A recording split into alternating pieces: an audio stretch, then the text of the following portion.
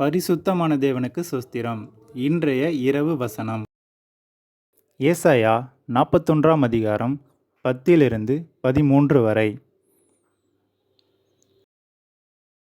நீ பயப்படாதே, நான் உன்னுடனே இருக்கிறேன். திகையாதே, நான் உன் தேவன்.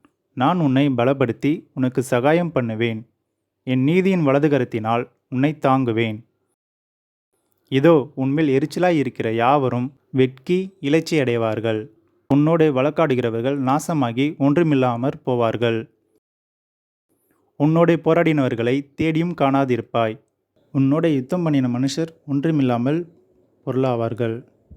உன் தேவனாயிருக்கிற கர்த்தராகிய நான் உன் வலது கையை பிடித்து, பயப்படாதே, நான் உனக்கு துணை நிற்கிறேன் என்று சொல்லுகிறேன்.